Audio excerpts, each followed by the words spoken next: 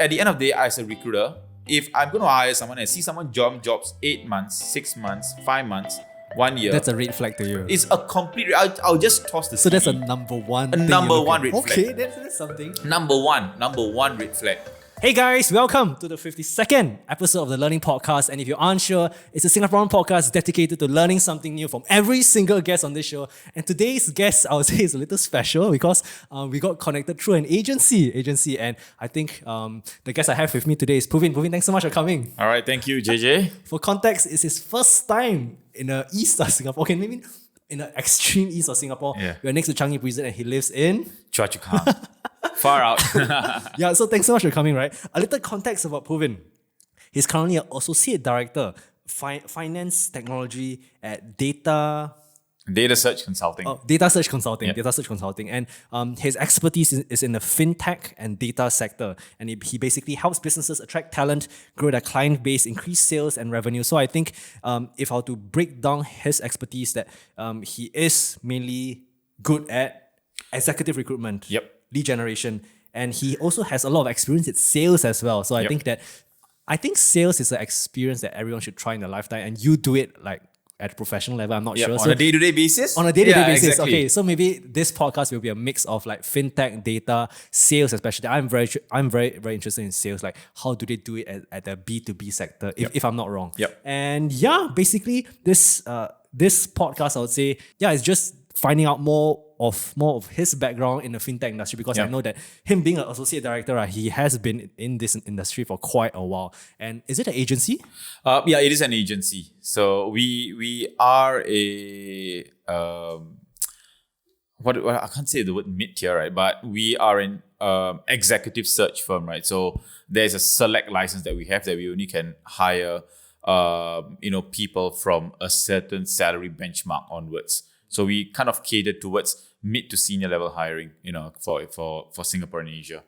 Yeah. Okay, that is quite interesting. Yeah. Is it headhunting or form of headhunting? Yeah, correct. You can call me a headhunter in general, right? I'm a headhunter or recruiter. Yeah. So what we do is I don't do the associate level hiring. So for example, someone's coming from a graduate level. I look at, for example, they have a very specific kind of requirement, the company has, and I go out there and practically, look people through LinkedIn and ask, cold call into their companies and, do all kind of things, right? To find a relevant person and then try to get them and headhunt them from that company to, join the other one. So I'll talk more about it, along the way. Okay. Yeah, I've only have a slight understanding of what Headhunter does, but I'm interested to find out more. Yep. Okay, so going all the way back, right? Yep. I mean, could you even share with listeners, let's say do you go to university? Yeah, so I did study RMIT. So I did my RMIT in SIM. In Singapore, I studied business management. Before that, graduated from Ngee Poly. I also did business. So I think going back, the reason why I even started getting into business was, I think my dad's an entrepreneur himself. So he does a lot of work around transportation for B2B sector as well. And he started his own business and he's grown to a sizable business. So I always liked actually studying science. I thought I'd be a scientist. But somehow along the way, I think when I decided to go into poly, I thought, hey, you know what? Everyone's like kind of pushing me to, look at business. They said business is the way to go at that point of time, entrepreneurship and all. So okay, let's take the plunge. And since then, I think what really inspired me to actually pick up business was, and further continue that, or in sales especially, right, was when I was in my year 2 or year 3. I had this business communications module, right, where there's a 3-part each year in Ngee Ann. They give you there's this particular course where they talk about dining etiquette, how you dress yourselves, how you eat, a lot of things, right? So one of the main things is setting up a whole business plan. How do you do small talk? How do you pitch to a client? How do you do a presentation? And also that kind of inspired me. Hey, you know what? I can be a lot more creative and look at a business side. So that's where I started. Okay, you know what? Maybe I'll continue my pursuit in business, and at someday I'll start my own business. But you should understand, in any business to be successful, you need to have one very important skill, and that is sales. Because without sales or without the art of negotiation, right, it's very difficult, right? Unless you hire somebody. So I thought at my first job, I need to go into sales. Whether it's a B2B or a B2C, as long as it's something that I can sell, I'll go into it. So that's when I joined my first company, Marcus Evans, which is a UK-based company that sells conferences. So it's a global events company where we sell industry conferences. It could be finance, it could be manufacturing, pharmaceutical, it could be anything, right?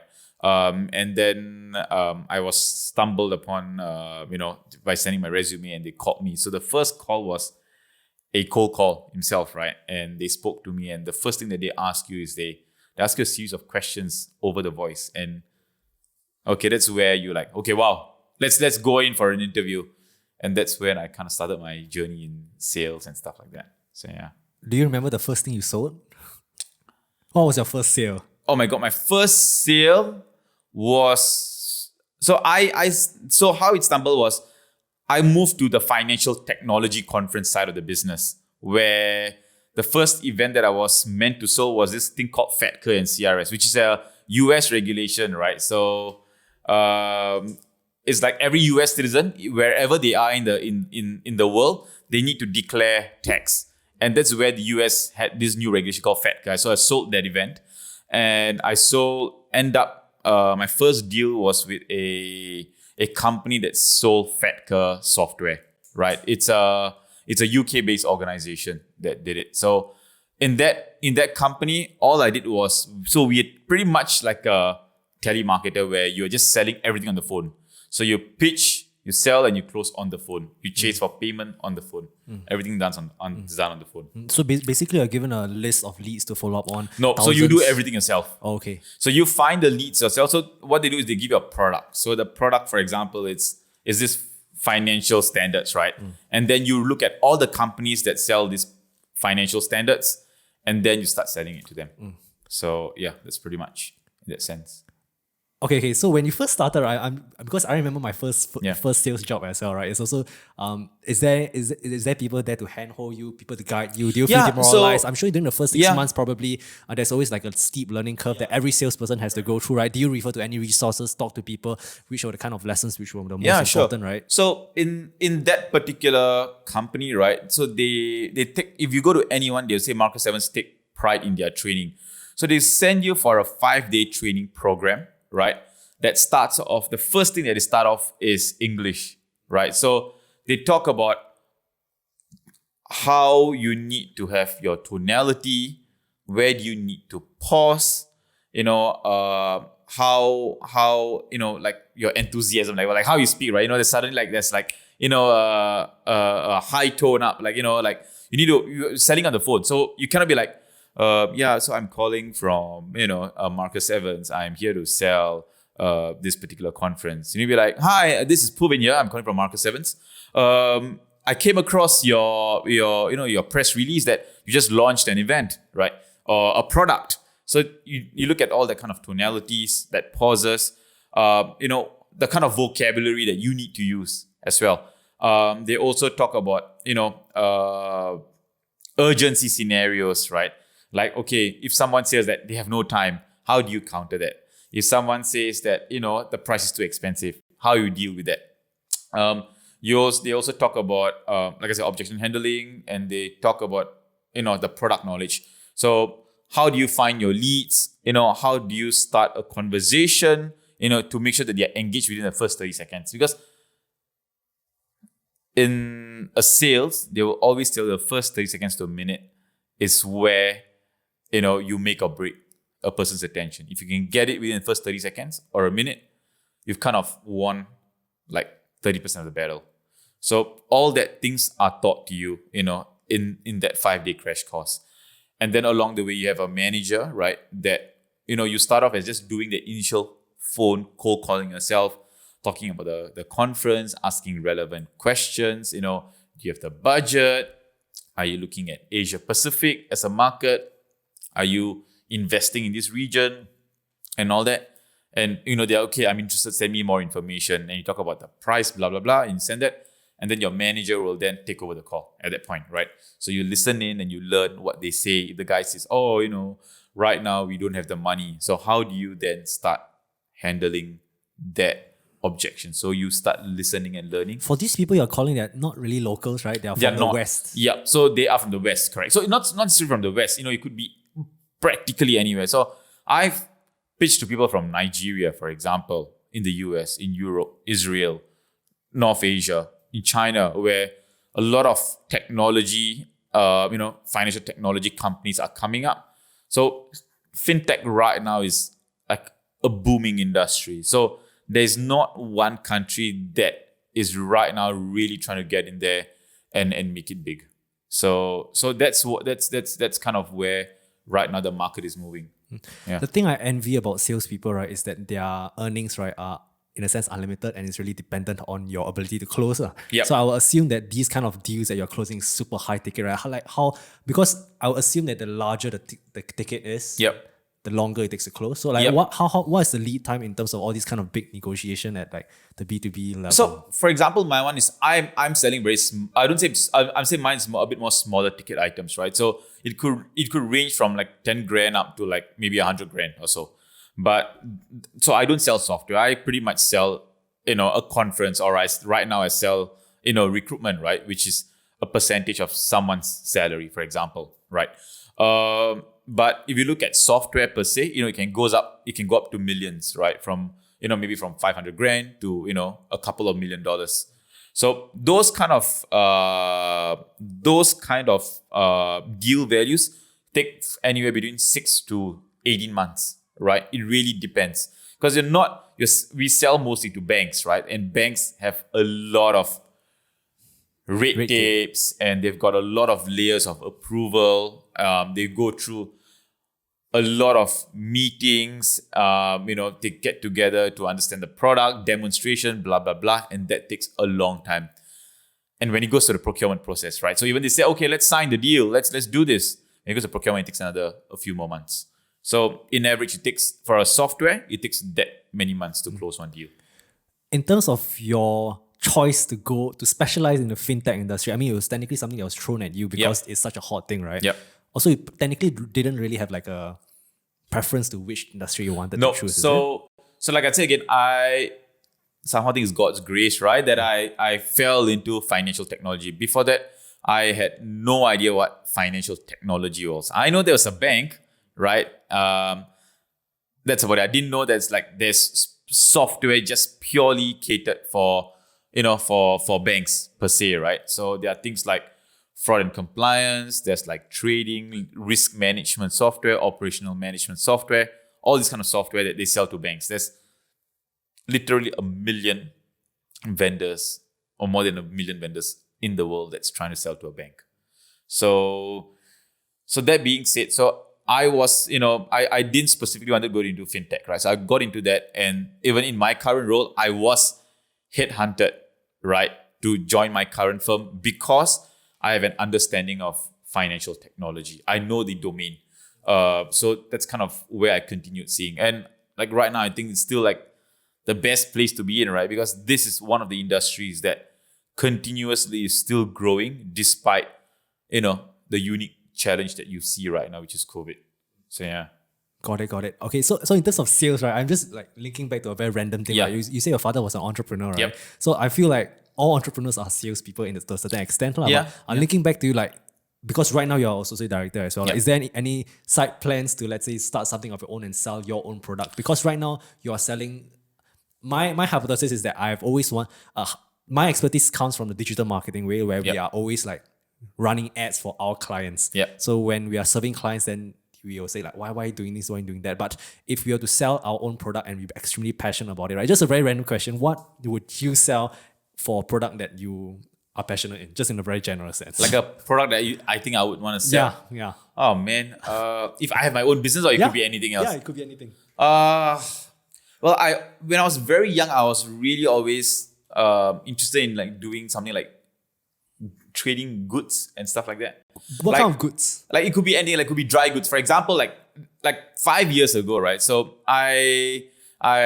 my extended family have relatives in India, and one day I decided to visit them, right? So, and one of my aunties brought, the chili packet bihun that you get in Singapore. I don't know if you've seen bihun. There's a particular brand there. Chili brand. The chili, it looks like a chili. Or any particular I think I saw Singapore, yesterday. like a bihun one, right? So you don't get that in India. The kind of noodles they have is slightly different. It's much thicker, but they actually like what we have here in Singapore. Southeast Asia. In Singapore, like that brand. So I was thinking like, hey, you know what? Maybe I should do something like that where you get a good that you think it's going to be common anywhere, but it's not, right? And bring it over. And a lot of them are doing something like that, right? So I ideally want to get into like dry food or something like that, which I think right now the world is moving to a part where food is a thing where everyone needs to have, or they want to try something new always. In Singapore, we have, in those days when we were much younger, looking at an average Singaporean, McDonald's was, our luxury item.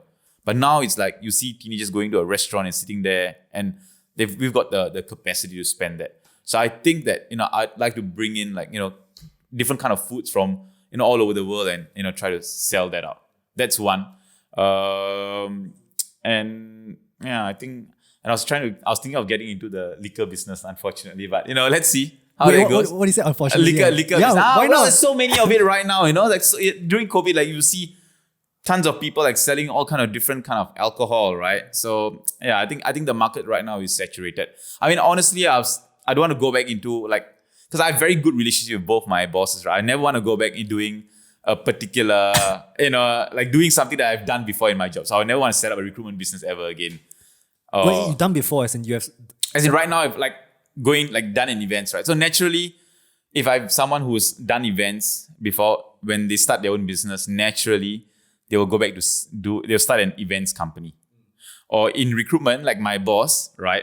Alan, right? So before that, he used to be in a recruitment company as well. Then he started his own. Yeah. So I don't have no intention to start anything. I want to do like something completely different. So like, goods trading or what is something that I'd be more interested to look at. Okay, that's interesting. Okay, on the note of recruitment, right? Yeah. Or Beginners 101, like, do you literally...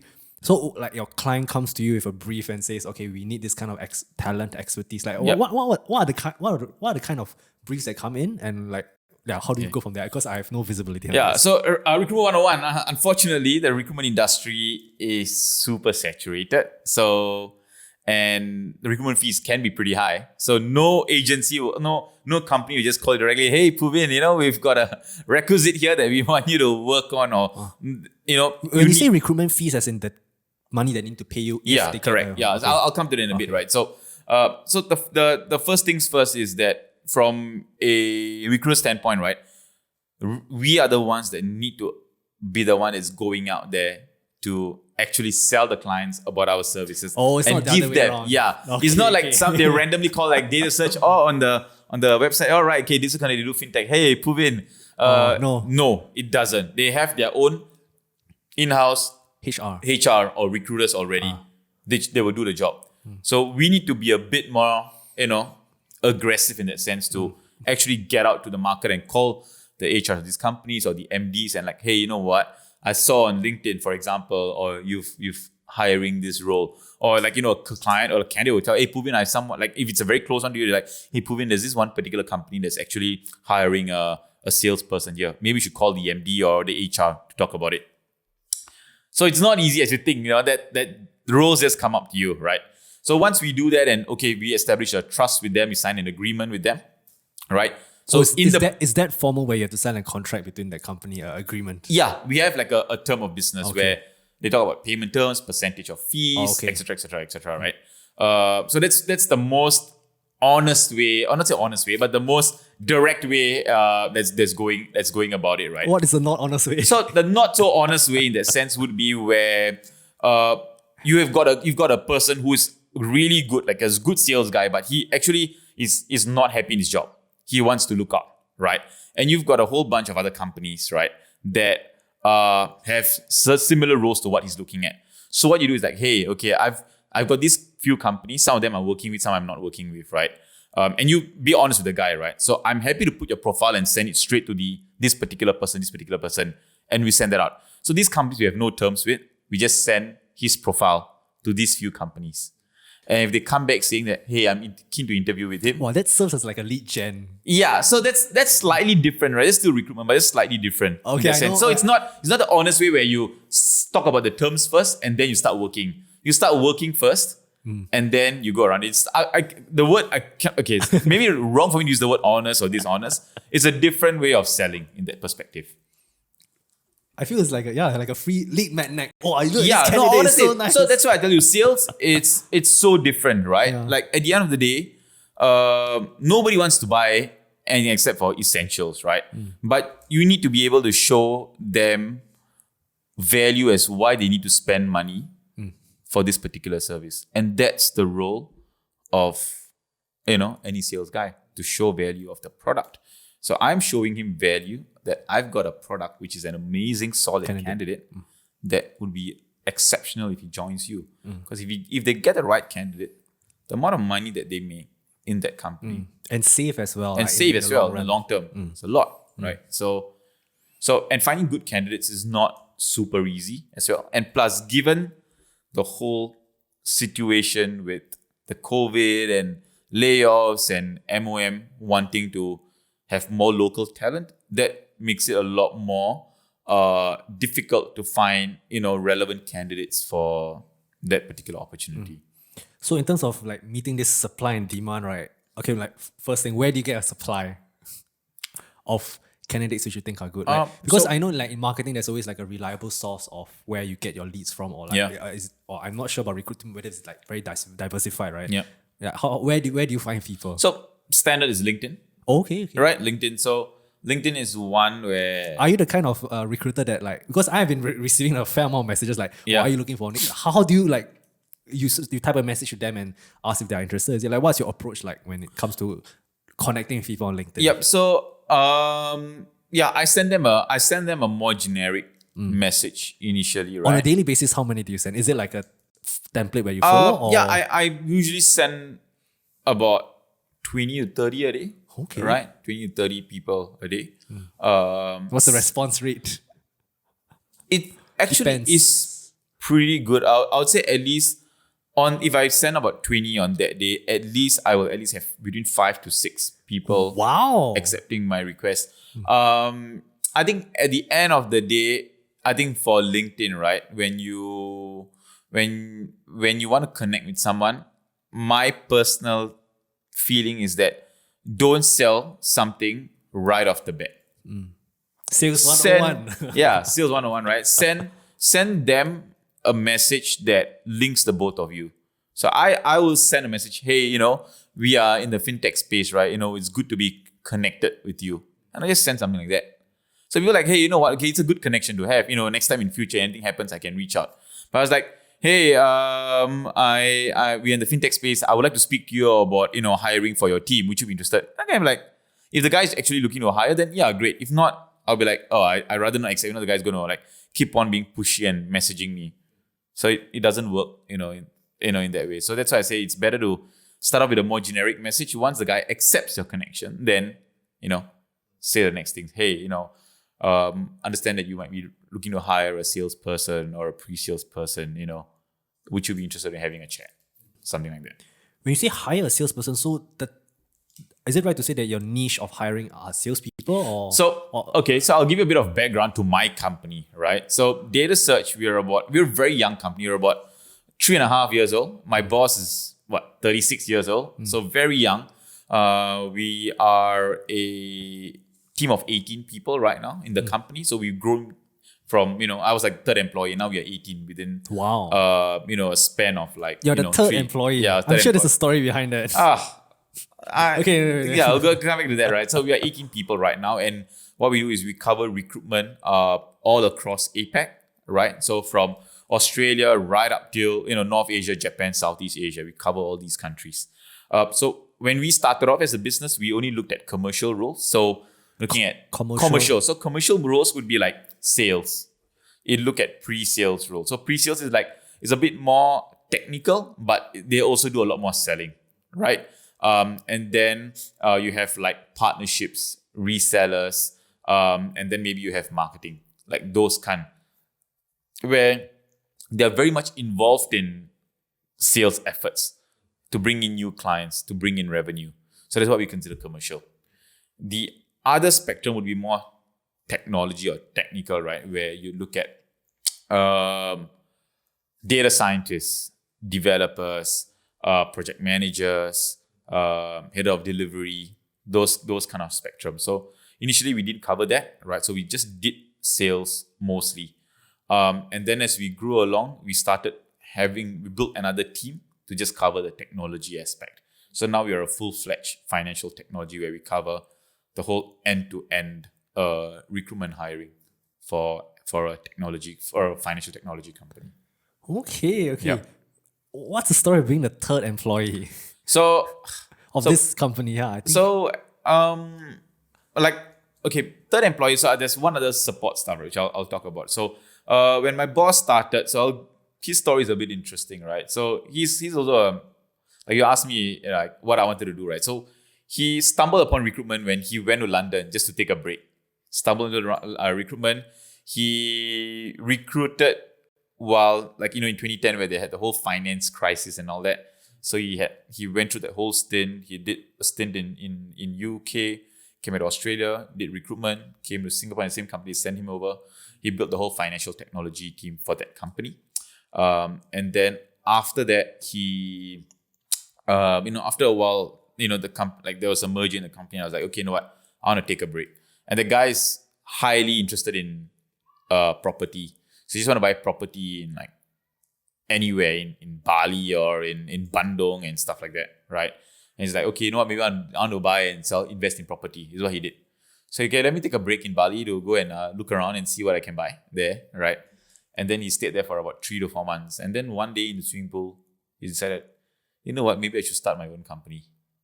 And that's when Datasearch started. So he started it out of Bali, practically. And he hired someone in Philippines to help him. And then he hired one guy in Singapore as well, technically, right? It's from the commercial point, right? To start helping him. And then he LinkedIn messaged me one day and it's like, so prior to this, you didn't know him? Yeah, I Your didn't first know contact him. was in LinkedIn. On LinkedIn as well. So he Wow, messaged me LinkedIn randomly. changed your life, Yeah, right? it changed my life in that sense, right? So just randomly LinkedIn messaged me, sent a very nice message. What was it? The same thing. You just say the content. Like, hey, we're in the fintech space. It's good to connect, right? So I was like, okay, I accept. And then next message came out. It's like, right now we are hiring for a few sales roles. Would you be interested? By that point, I wasn't honestly looking out for anything at that point. So I'm like, okay, you know what? I'll just ignore it for the moment. How long was this time period? I think about 5-6 months. Wow, honestly. that's very long. I left it at that. And then I think after some time, I think there was a few things that was changing in my current firm, and I decided, okay, maybe it's time for my next gig, right? Because in that role when I was just purely selling over the phone, right? It's not a long sales cycle. Neither is it it's not a long sales cycle. Neither am I meeting people face to face. So okay, the next step in sales is to actually start selling someone face to face. That will be the next step for me. I didn't join because that boss at the time was the best boss that I could ever have, right? Till now he's one of the best.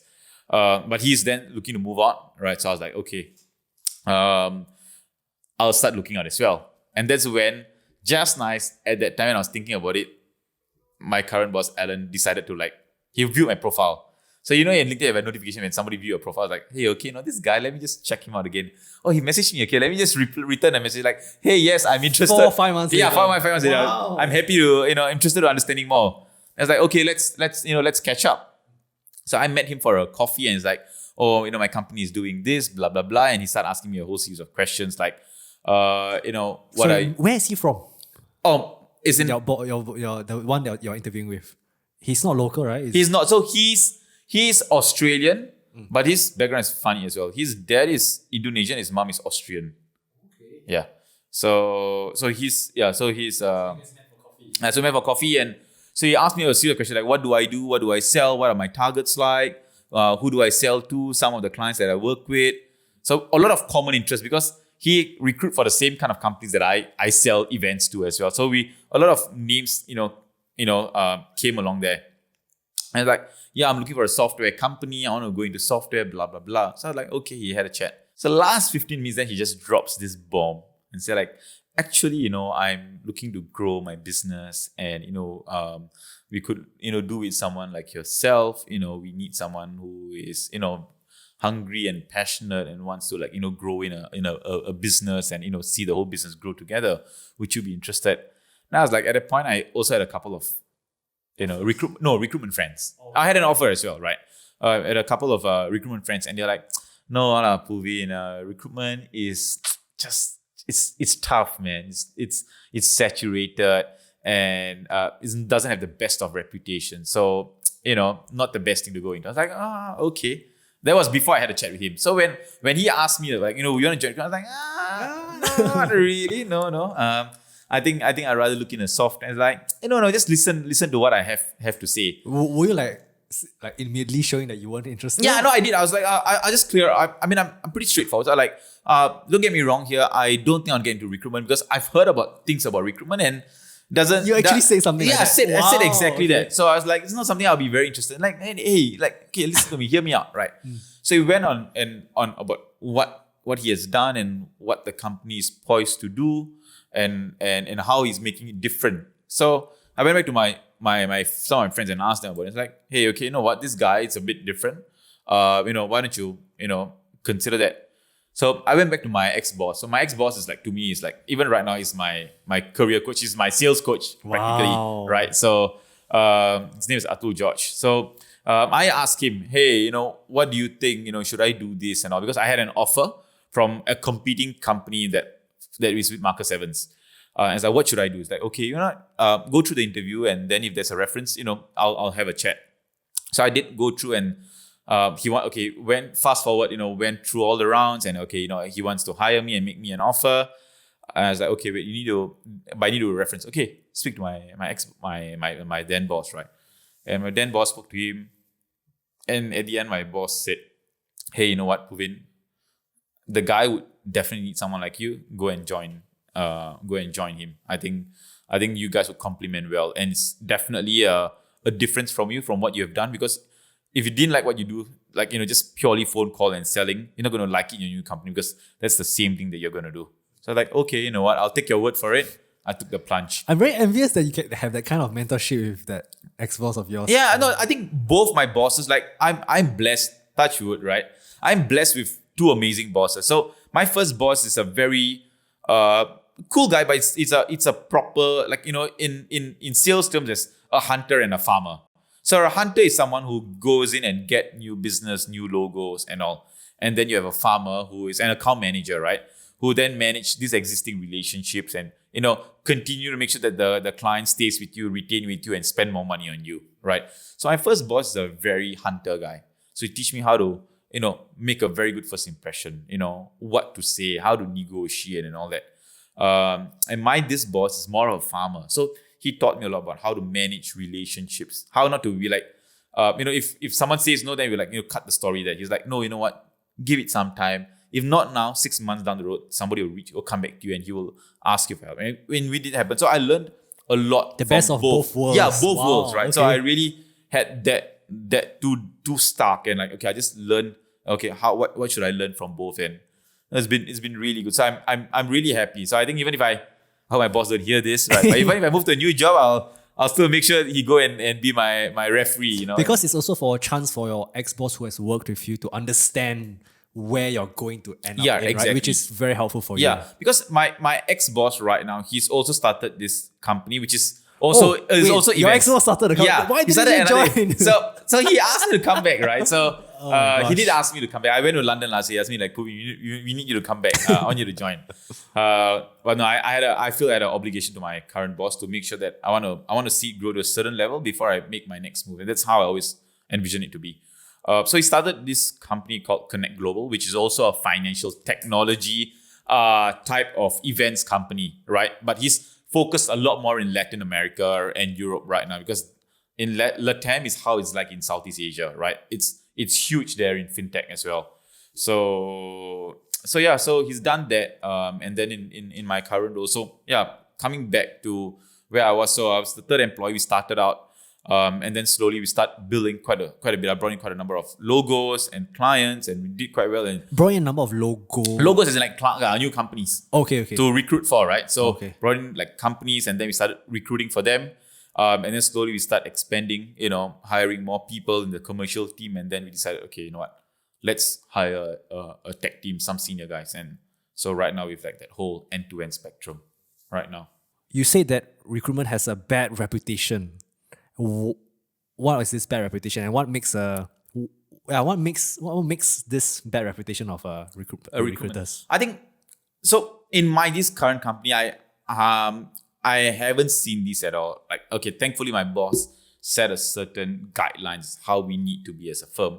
But I think within recruitment itself is that, I mean, all I do is here, right? So I haven't seen it for myself, but from the other industries, like some of my friends said that, like, oh, there will be people who will actually, like, the recruiters stalk you. They know where you're in the building and they'll wait for you until you come out, and then like, that's so sneaky. Yeah, that's a bit sneaky. I'm like, is that stereotypical? Or I is got that no false? idea.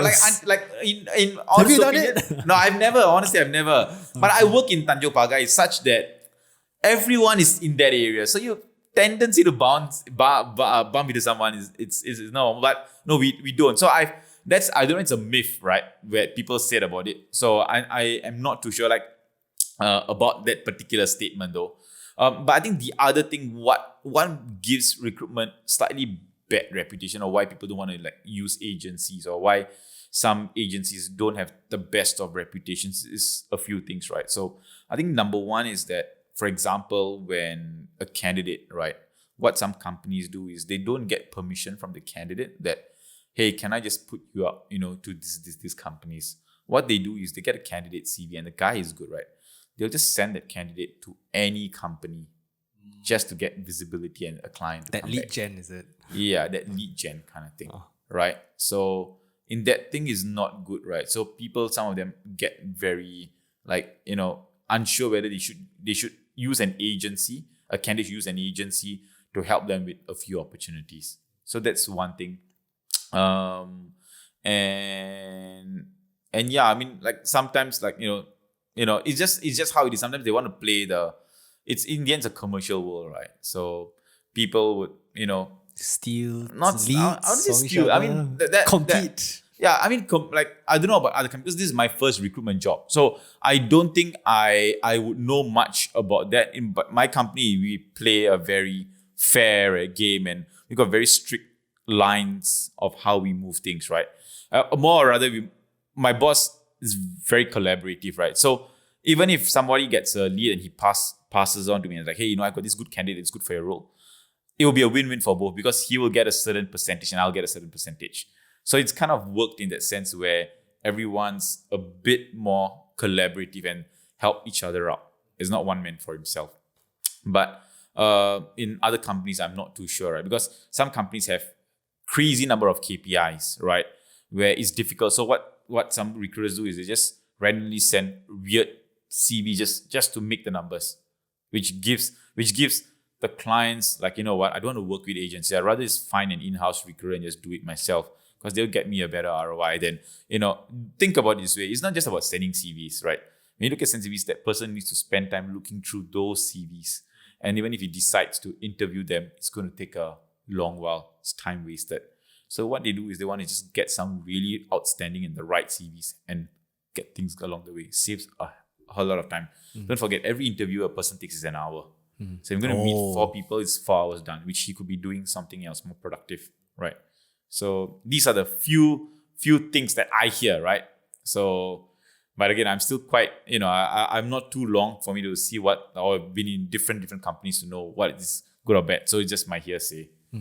What's your opinion on all this kind of jobstreet.com, because I briefly interacted with these kind of companies when in my previous companies where they were we were actively hiring, then they came on board. What do you think of all these very broad kind of I would say recruitment agencies? Yeah. I'm not even sure how to classify them. I think it's good, right? Because I feel that JobStreet and all, they cater the whole end-to-end spectrum. So be it a graduate level hiring to a certain level, they have everything.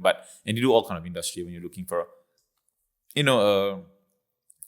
a store manager, you're looking at a restaurant, staff or anything, they have all that. So it's good to have that, right?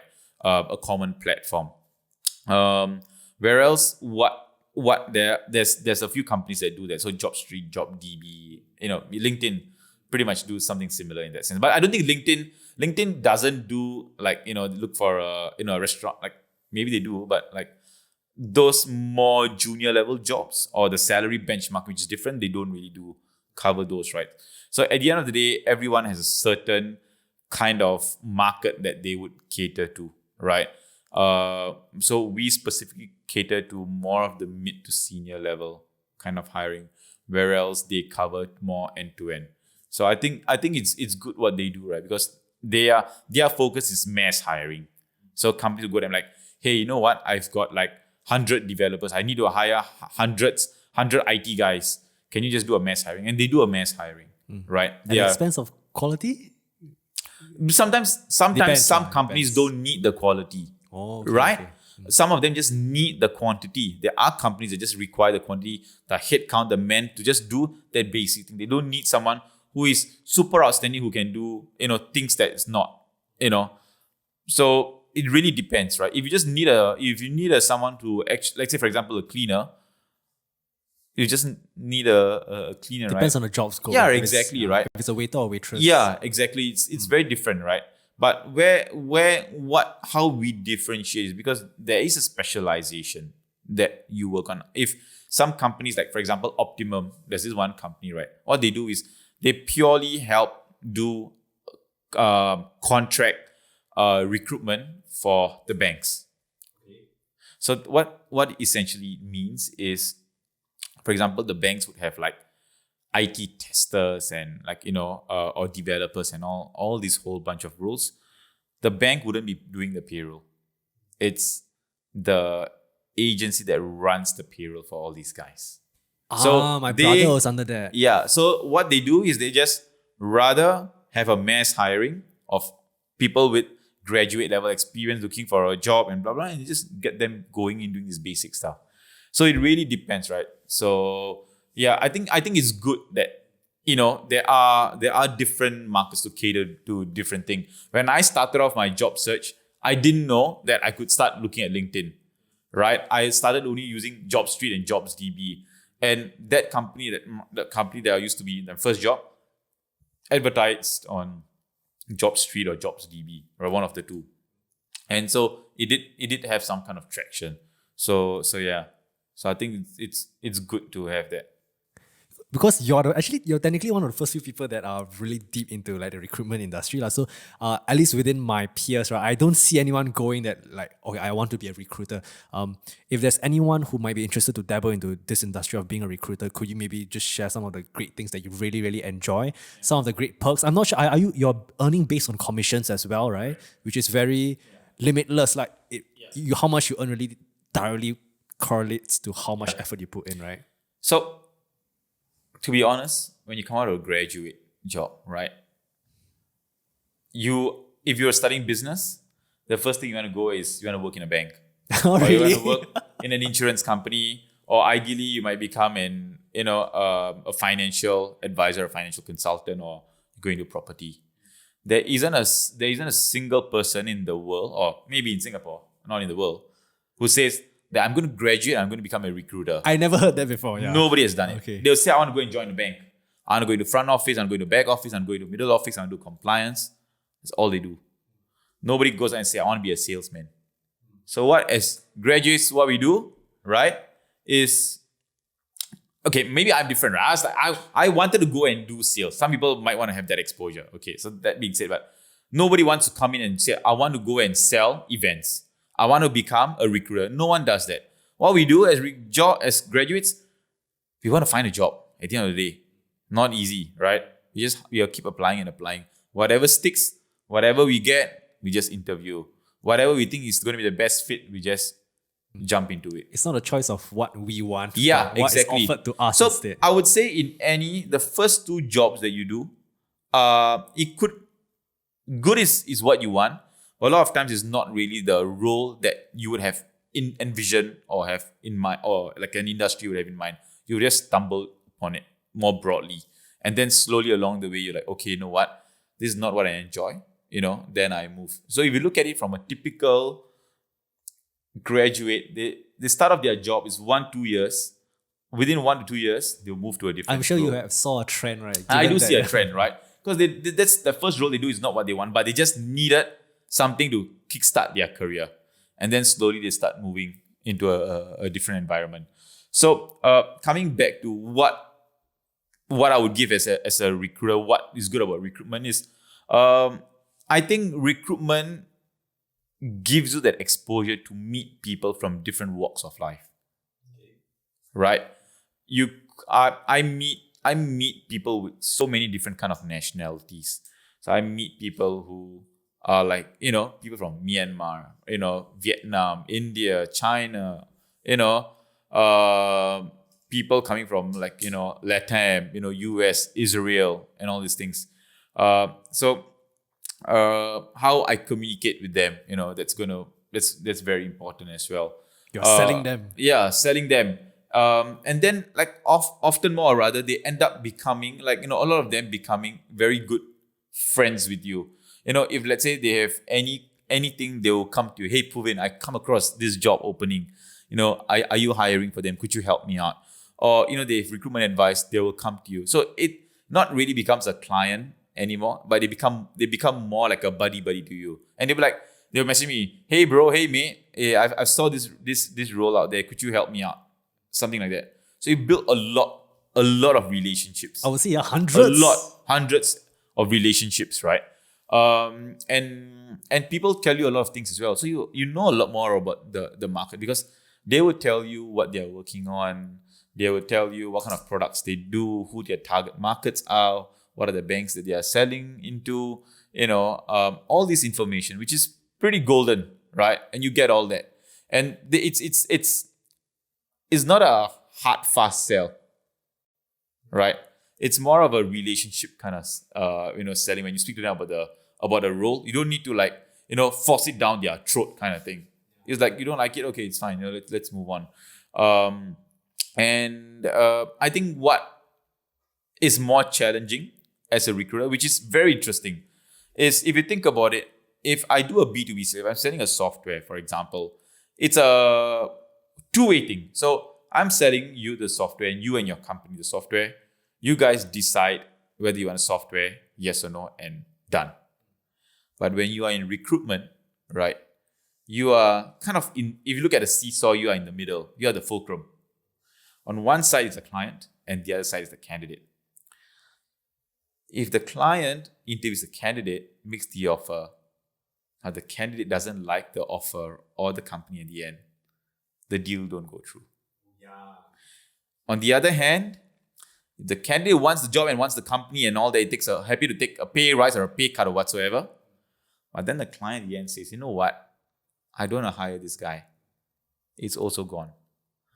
So either ways, if it's not going the right way, we are at a loss. Yeah. So it's knowing how to manage both sides, the expectations, salary expectations, career progression, and all that. And if both works and harmonizes, then everyone wins. Everyone wins. In a long term. Exactly. So that is, I would say, very tricky. And at the end of the day, think about it. I'm not selling a software which have no response. I'm selling a human being. Today, you can say, hey, Puvin, I'm happy to take a $3,000 salary. Tomorrow, suddenly, maybe one of your loved ones, might not be doing too well. You needed the money. Hey, Puvin, I need to have a $6,000 salary. It changed within the day. We are dealing with human beings. We think about different things every single day. So it's, in the end, as a recruiter, my product is a human being. To be able to manage that, it's an interesting sales journey. I think it's saying in a very, very nice way. Yeah, but it is tricky, right? It is very tricky. Yeah. So, like one story is that I've got one guy. So in standard recruitment agencies, right, you need to be in a role for about 3 months. Like if I put someone in a role, they need to be there for 3 months. Then is when I will get like a full commission, like a full fee on that placement. But in midway, if the person leaves, I need a refund, dependent on whatever the percentage could be, half or full, when you give a full refund or whatsoever. And one guy was like, he joined the company half year, like speaking to him, like, hey, Puvin, yeah, all is good, blah, blah, blah, I'm fine and all, I'm going through training. The very next day, the guy resigned from the job. And we had to pay back a big number of commission fee. I was like, what? So that was one of like the biggest wake-up calls for me that, people would, say one thing, but, at the end of the day, they could be just doing something at the end. So it's about recruitment. Just as I say, at the end of the day, you face many, many different kind of situations in a single day. So it's pretty much, you're like a crisis manager, let's put it that way, right? So yeah, I think that's pretty much about recruitment, I would say. I mean, commissions, yeah, you make amazing commissions, right? You can really make up to like, 5 figure? In a quarter, in 3 months. You could be making between 5 to 6 figures in 3 months. That's how much you can make in commissions. Got it. Okay, there's one. Obviously, like yourself, right? You deal with a lot of people who have that relationship with you and might come to you and say, "Hey, Puvin, maybe it's time for my next chapter," all that kind of stuff. And you see that at mass, you see that at scale, right? I'm just curious in pattern recognition, right? Why do people? What patterns do you see of why people want to move on to the next chapter? Why people want to look out for a new role? So many things, right? So what's the most common or the top few that you always see? Is few. it the horrible boss? No pay, no career progression? I think the top one is money, right? Money is the biggest driver for anyone to move into another role, right? Given the financial technology space where it's growing so extensively right now, there are a lot of people, but there are not a lot of people with that relevant skill set. So the supply to find a very specific person is very rare. So some companies, just to get that person, will throw a lot of money just to get someone in. They'll pay like a 30%, 40%, 50% increase. So why wouldn't somebody join? Move over. They would, right? So sometimes some people feel that they're highly underpaid. So like, you know what? The only way for me to get a 30% or 20% increase is to move jobs. And they'll do that. Secondly, I think it's a lot to do with company culture. So sometimes manager is not the most amazing. Like I say, people stealing deals. I feel like you're like a counselor to a certain extent. Yeah, like colleagues are not the most amazing. You don't feel valued. Then it's time for me to look up, right? Now, more interestingly, is people are looking at because of COVID, right? Downsizing. Companies are retrenching people. A lot of consolidation, so companies merging, and all are happening. So people realize that I might be. When they see a pattern of people being let go, they know that I could be next. So what they do is like, let me get out as soon as possible in that stand. So that's one other thing. And yeah, I think at the end also, everyone right now wants to move, career progression, right? So they don't want to be just doing the same thing over and over again. They want to be trying out different stuff, They want to, right now, in those days, your father or your grandfather would be okay with doing the same job for 30 years. But now, we're in a generation that we cannot. Every day, we must be trying to do something different. If not, we just get sick of it, right? So they want to be like, always be promoting to somewhere and trying different things. And if they don't get what they want, they're like, okay, you know what? I think my boss or my company don't value me. I want to look for something else. So there are a few key things that why people want to, look for a new opportunity. Okay, got it. So now we have talked about the supply side. I'm talking more about the other side, whereby candidates, people that come to you, right? Yeah. What differentiates good from bad candidates that you want to really push for a particular company? So few key pointers that I would look at from a candidate, right? So the first thing is the companies that I hire for are a lot more coming from Europe, in US, in Israel, They are based in Singapore, or like that are looking. They have their main ASEAN APAC HQ based in Singapore. So they are headquartered there, but their Asia office is like the main office is based in Singapore. So many a times, I think the good thing that the Singapore government has done is that they bring in a lot of foreign companies to come in and set up shop here, right? Giving them grants and all that stuff. So a lot of them find Singapore a very good hub, to set up shop, as Singapore is kind of smack in the middle of all the territories. So a lot of hiring happens here. So because you deal with a lot more international people, right? The first thing that is the most important is the English, right? So we need to, number one, screen is if these guys, speak good English, right? That could be understood by everyone, right? We don't need someone to be speaking bombastic English, right? As long as someone who can Queen's speak, English. Yeah, Queen's English, right? So as long someone can, speak the basic level English, right? That's number one. And then after that, we will just get, an understanding about, like a very basic understanding of what they do and all. But the most important thing is to meet these guys if they are in Singapore. So when you meet them, the first thing is that in person, how they dress, is how it? they dress. But that really matters. Like Oh. if It depends on the kind of clients. To me, it doesn't, right? As in, to a recruiter, you could be dressed casually. But if you are going to meet a interviewer, even if the interviewer could be wearing shorts and t-shirt, you need to be wearing a shirt and a pant. Okay. That is the basic you can look at, right? Okay, I that's think interesting. it's not even about like looking professional. It's about showing that you're putting in effort and taking this seriously.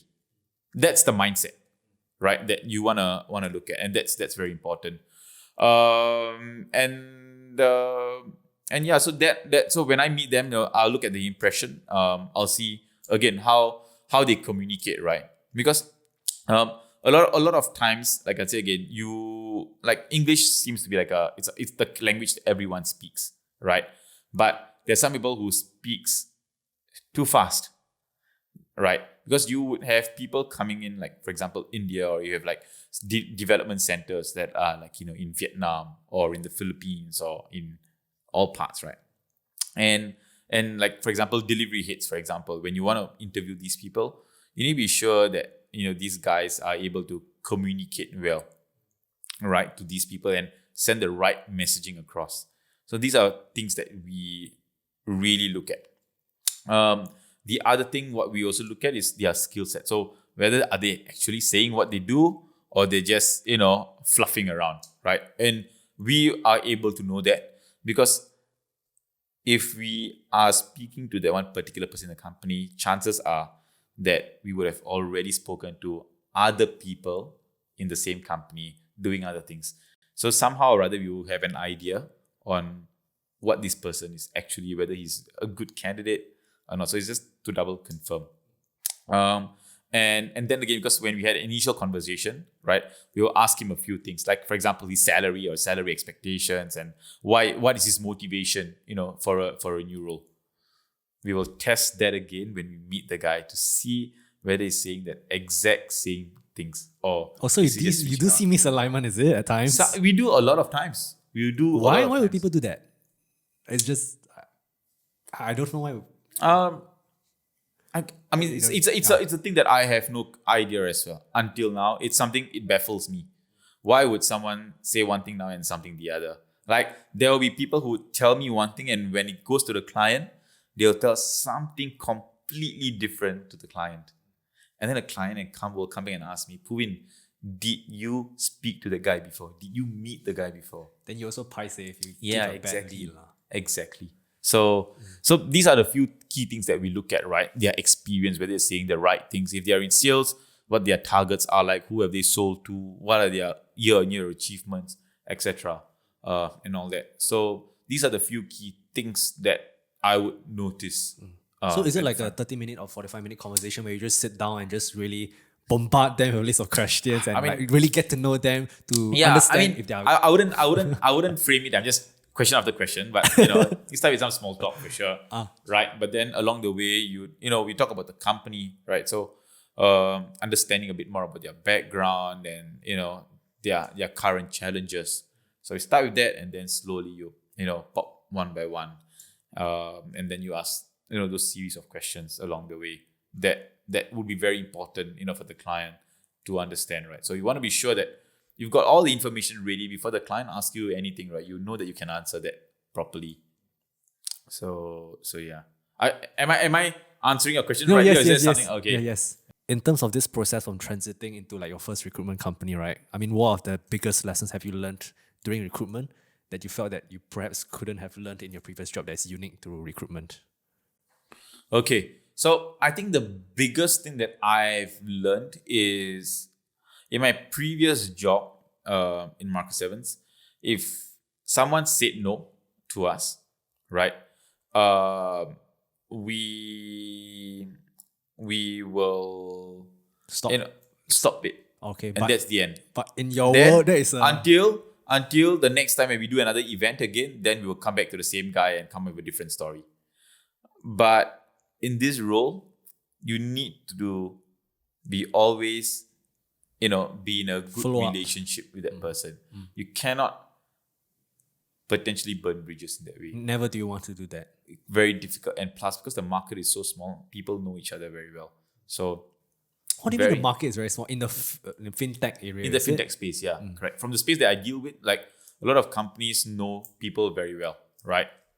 So, and there's also many events, so people connect through events and all that stuff. So if I just mention a few names, people are like, yeah, okay, I know this guy. At least 10 people I know. If I ask someone, they will surely would know as well. So the market is small. Like even I've got referred many times to like different people, like referrals, right? Like, you're looking for a job. Hey, let me connect you to this guy called Puvin. This guy is good. He covers fintech, right? He'll be able to help you out. Or even a company, right? They were like, you are hiring for this one? Okay, call this guy called Puvin, right? He specializes in sales. He'll be able to help you out. Reach out to that guy. So it's very important that you always maintain a good relationship as much as possible. And the other thing that I learned is that in my previous job, you wouldn't be able to meet someone face to face and have a chat and negotiate and stuff. But this job allows me to do that, right? So I look at person's body language, how they talk. I know at the end, I walk out from the meeting. I know 70% whether I can place this guy into a job or not. I know at the end, after I meet a client, I know will I get this client on board or not. Body language, I learned all that gestures, and all that. And what else, man? Oh my God, so many things that I learned, right?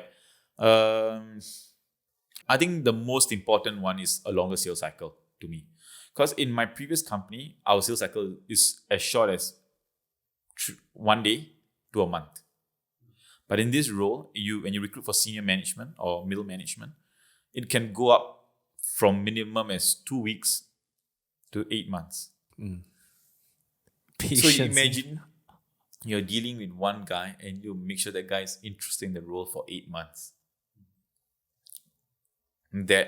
How do you manage the guy? How do you manage the client? So in this case, like let's say for this, like you're trying to get someone to join this company and it takes 8 months, right? Like there's so many ways to do it. Like, are you like the kind of person that catches calls him every week? Is it like an email? I'm not sure. Like, how do you really bring that relationship to the next level to in a sense convince him to like move on to the next stage? That I would do. Or is it more like a EQ thing whereby you feel him when you meet him? It's a lot more easier to get the gauge of how he's feeling. Meet him every now and then. Just drop him I'll see some mark what I do is like I understand the guy. So what he likes. Sometimes, for example, he likes soccer. Wow, for example, so personal. So that's the few things that make sense. Like it would help you along the way, right? So if he likes Arsenal or Liverpool, for example, like Liverpool scores 5-0, for example. Now we're like, hey, dude, Liverpool scored 5-0, bro. Oh my God. Are you an Arsenal fan? I'm not particularly, but I just send him that message, right? And they were like, he'll reply back.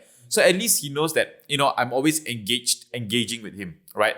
it at the back Sales of your 101 mind. again. Yeah. So at the back of your mind, the guy knows that, okay, you know what, this guy is Paying attention. is paying attention. He's there to help me out through the way. Every now and then he's taking long, and I was like, hey, you know what? I'll tell the hiring manager, it just maybe just catch up again with him for a coffee, just to be sure that he's going through many rounds of interviews, that he's okay, and if there's any questions and stuff like that. So these are the few things that people would or I would make sure that it's being done, just to be sure that the guys last at 8 months. But for 8 months, usually are a lot more senior. So people are it's like a MD or a CEO level. It takes that amount of time.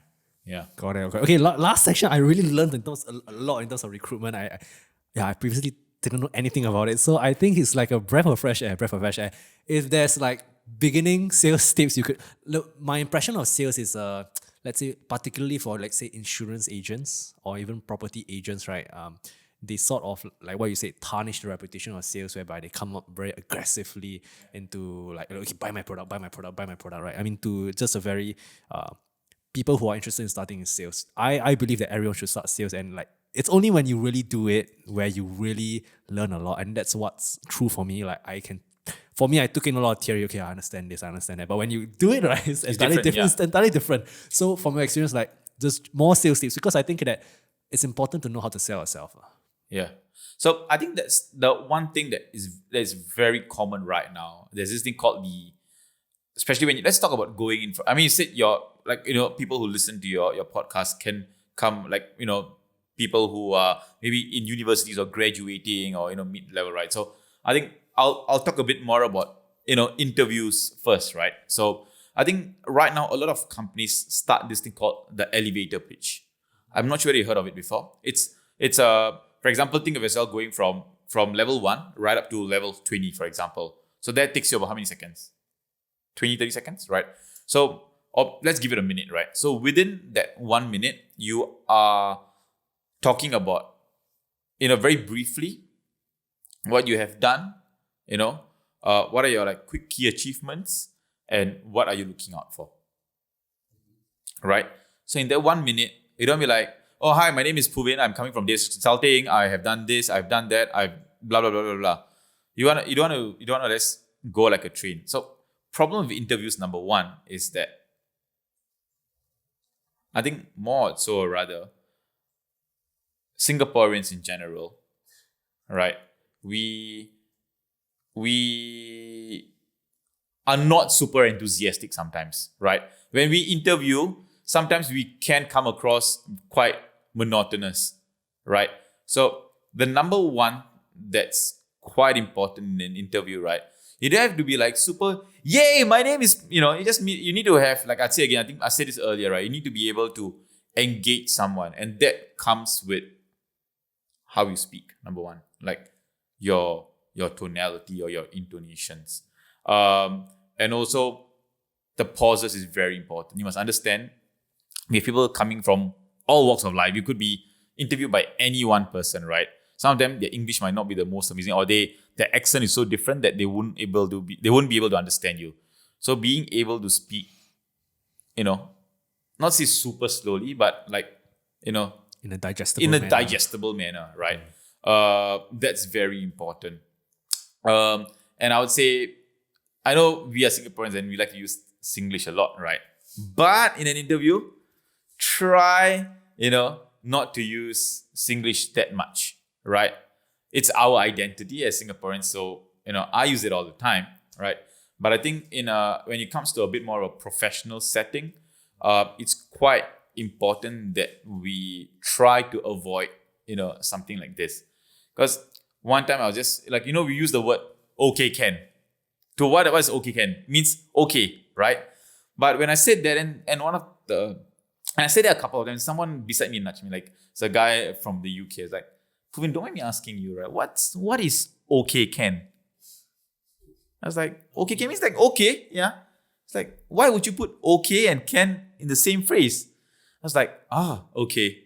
So not everyone understands what we do or what we say, right? So it's different. So it's quite important as you come to an interview to have that language needs to be in a bit more of a formal setting. That's number one. Um, and I think like again, like when you go in, not just people don't want to hear what you do on a day-to-day basis. That's the problem that many of us do. We say, so my job is to go out there and prospect and sell to clients. Every day I check my revenue targets to see I'm on target. I make sure I go on LinkedIn every day and add more prospects. So sometimes people say that. How are you going to make it different? It's like, okay, so I do a lot more lead generation. I use LinkedIn, of which I convert about 60% ROI from my message outreach daily. You see a difference there? You're highlighting the result that you're bringing them Exactly. rather than the minute executional details. Exactly. Which is results is why people will pay attention to you. So if you are looking from a professional setting, it's easy because you already have done a few key things already. So you can talk about that. But if you are much younger as a graduate, right, you don't have much to talk about. Then the only thing you can talk about is, for example, your CCAs or some of the projects that you have done or your internships, right? Then talk a lot more about, those achievements rather than what you just do in that thing, right? And more rather what you want to do and what you can bring to the table. That is very important. At the end of the day, right, everyone knows you want a job to get money, right? That's the basic identity. But you're not going to say that in an interview. But at the end of the day, what you want to do is you want to be sure that you tell them that you're going to tell a client that, I love this company. I will die and work for this company. It's not going to go anywhere. They will literally, if you think that's going to get you the job, no way, right? People want to know what's in it for them and what's in it for you. What do you want to learn from that role? And you need to talk about that. That is what will push you, especially from a graduate perspective, right? If you want to get a job, right, tell them these are the things that you do. These are some of the achievements that you have, right? But, you want more experience in this and you think that this particular role in this organization can give you that. Because I've looked through, and importantly, if you can link some of these, a lot of companies now have press releases. Like you are in digital marketing, I don't know, but a lot of companies now put a lot of articles. They do videos, webinars, all sorts of things, right? We need to be able to also look at those and be able to tie in some of the things that they say back to your interview. And that will make you stand out. That's what I prep all my candidates to make sure that they study the company, look at all some of the materials in the company, some of the press releases the president will make. Or, for example, they will do like quarterly earnings, right? Or right now, this is what's happening and we want to make Asia next, so we want to get into Malaysia, Vietnam. Sometimes you mention some of these key things, though it might not even be relevant to you, right? When you say that, people are like, okay, this guy has done his homework about our company and he's highly interested and vested. At the end of the day, they want to hire someone who is actually has put enough effort to actually want to join the company for both reasons, not just wanting to just sit down there and stake cash, right? And not after a while just jump to another job. So these are the few key pointers I would say is important when you go into an interview. Okay, got it. Thanks so much for sharing, right? One thing that I never really liked is how at least tertiary education students or university students, right, are it's not a matter of what they want, but it's a matter of what they can take. So I think more initiation can be done to find out what they really want instead. But what are your thoughts on that? Because technically you are like a person also giving them choices at the same time instead of them having a clearer clarity on what they want. So I think it's very difficult, right? Because as I grew up, all I know, if I want to go into a scientist, I want to go into science, I'm either going to be a scientist, I'm going to be a doctor, or I'm going to be a nurse. I have no idea there's a role called audiologist. So it's someone who literally like does things to make sure that your hearing is correct and they deal with all that stuff. So as a graduate, you go into accounting and finance, right? all you think is, okay, I want a job in accounting and finance. Either I go into a big four and become an accountant or I become an auditor. If I go into a certain business role, I'm just going to do one or two. They don't know. Like if I go into marketing, initially when you study marketing, do you know there's things like field marketing, there's digital marketing, there is events marketing. There's a million subsets. Yeah, there's different million subsets. All you thought was marketing is that I'm gonna just put marketing, generally go and do marketing. But in marketing, there's so many different things, right? So people will not know what they want to. So the only way that they can do is get into a certain role so I say the first role is always a trial and error role, right? From there, when you get into that role, then you start realizing the different kind of avenues that is available, right, within that industry. And then in your next career move, right, then you work accordingly to take on a particular, take an opportunity on what you think would be more relevant for you. So my advice is, if you want to go into, you cannot expect your first role to be the dream role for you. It will never be that way, right? But that first role should be the step into the kind of path you want to take. If you want to think that broadly I'm going to marketing, then okay, just get into a role that does marketing. And slowly along the way, you would find out many, many different roles that could be highly relevant for you. Yeah, actually, I think that's helpful because I think like when I was a fresh university kid, right, then I think I was like sort of bashing myself for not really knowing what I wanted. But I think that really helps to really accept that, because I think I was reading a book, like you don't really know what's out there for you until you are close to what you might be super interested to do. And also you look at it right now, the Singapore government itself is giving us or employers, right, grants to make sure that, for example, along the way you realize that okay, maybe right now you have a calling to become a nurse, right? And you don't wanna do marketing anymore, right? You wanna go into that service line. They are providing you with a platform for you to make that transition, be it whether it's learning or not.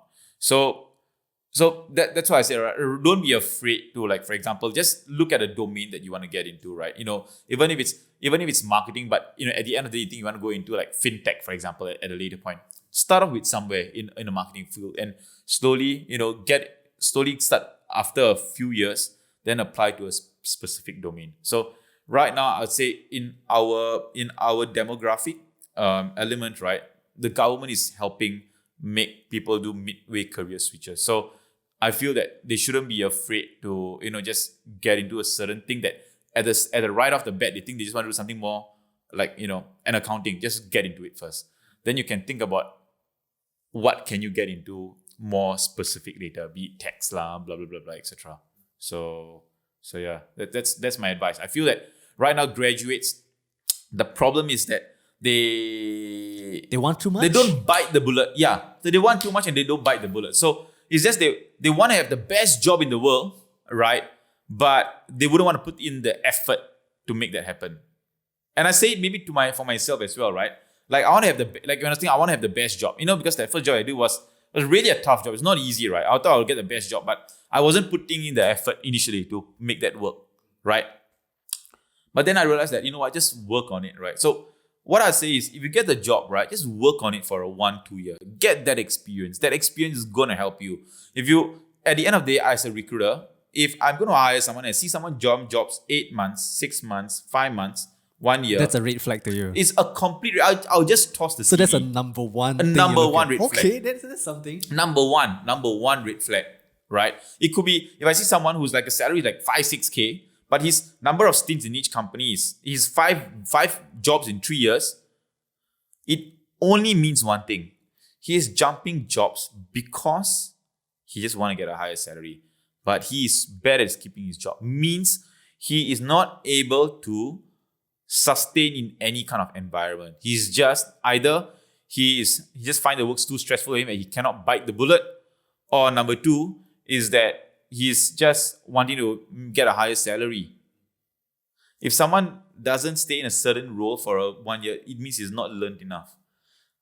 In average, in a sales role, a good salesperson would always be in the same job for 3 to 4 years, because the sales cycle is so long. And if someone comes and tell me, oh, I've worked here for 2 years, but I've closed 6-7 deals, I'll be like, what's a normal sales cycle? It's like, oh, my sales cycle is between 9 months or a year and a half.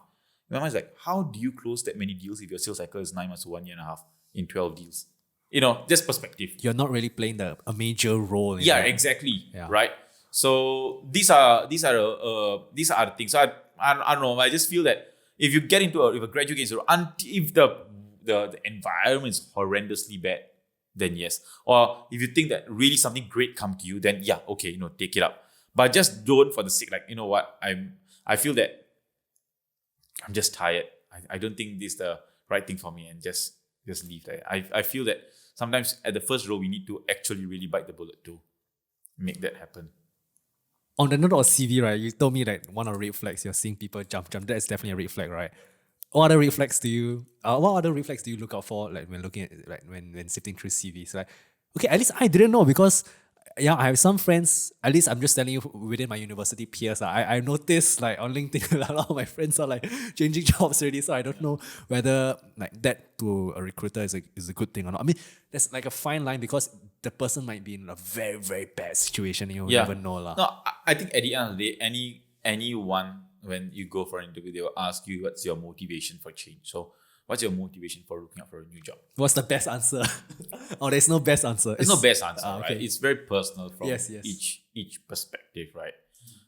But the worst answer, the worst answer to give is say that, I'm being underpaid. Oh, okay. That is the worst answer to give. And if you're a salesperson who is doing well, and you say that you feel that you're underpaid. Wait, that doesn't make sense. Yeah, why doesn't it make sense to you? I mean, because you're underpaid, that means you're not performing well. Correct. So number one, I would think that you are not performing well. And number two, if you're a good sales guy and the company really values you and stuff, right? Why can't you negotiate to have a higher salary? Make sense? Is it something you would say to the person? No, I would. For example, ask. Yeah, I would definitely. Like, for example, when you think that you are due to get a certain increment, I think that you need to go and ask your employer. And if they don't, then you should. Maybe they don't have the budget for it or whatever's going on, but they'll make it happen. So, but I think nobody wants to hear. Normally as a client, they would want you to just join a job because you just want a higher salary. It's a number one red flag. So don't ever say, I want to get a job because of a higher salary. It would never work out well at all. Okay. Are there any last red flags? I think it's quite interesting. Red flags. I mean, that is that. Are there any like tough questions that you ask like potential candidates that immediately you know that, okay, it's a deal breaker or not? I mean, it gets too technical, right? Because those are more technical questions where you ask them about their experience. But I think when even for us, if somebody just say, I'm just okay. So to me, one possible red flag is, as a recruiter, I always ask someone's salary upfront. Right? Because that, to me, says two things. Number one is that whether the person would trust me, it could be the first conversation, right? But if I'm going to represent someone, I'm like, you could call a recruiter a job lawyer, in essence, right? We are fighting that guy's case to get him that job, essentially, right? So if you're not being transparent with me, then there's a problem. Because in the recruitment world, how it works, right? We are paid a percentage of someone's base salary or total package. So the higher we get someone on their salary, what does that mean? Higher I get. So if someone doesn't want to share their salary and hides it, that to me is a red flag. Because in my mind, is that guy is not being transparent with me, and he can land me in trouble later on. Have you got into such situations? Yeah, so many times. So many times, not just me, a lot of people. So is it something that you tell yourself that I'm no longer going to get candidates that don't trust me?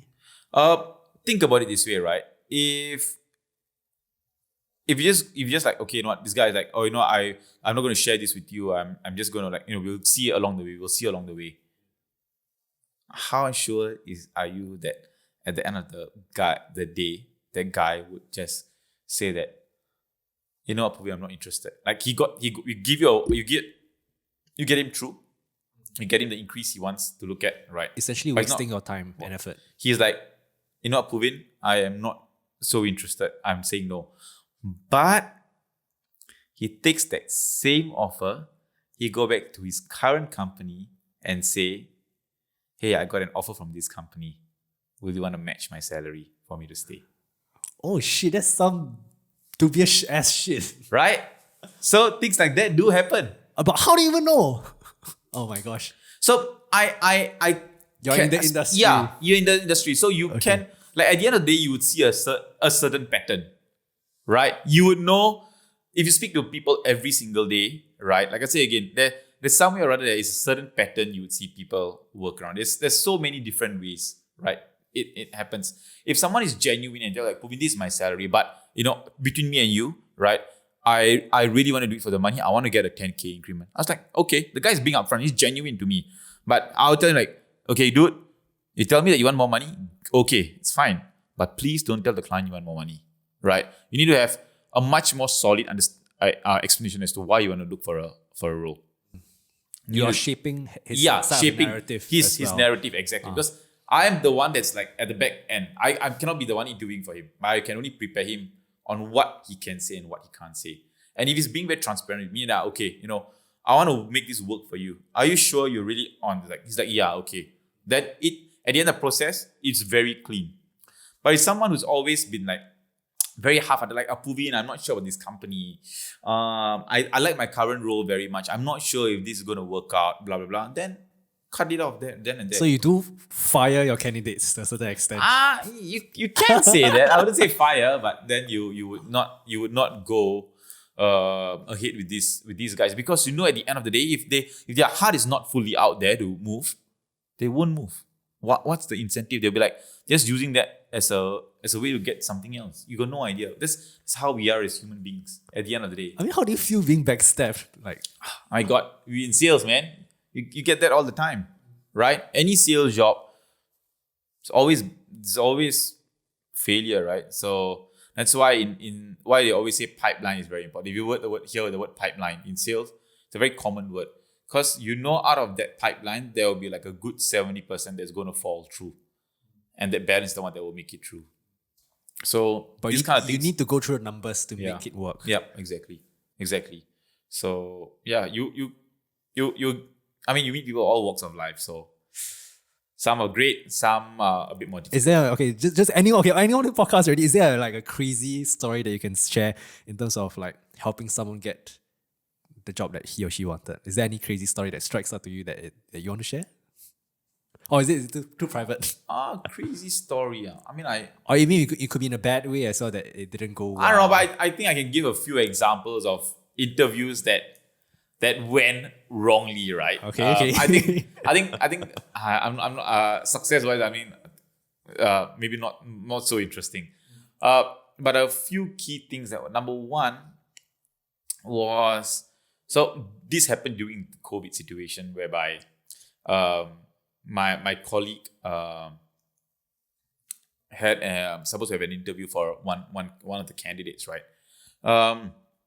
I'm not sure whether she did do a video with that person or not for the interview, but when the candidate went in for the interview with the interviewer, so the interviewer, everything finished, the interviewers dropped an email saying that the candidate was okay, but at the background I saw a parrot flying around the room.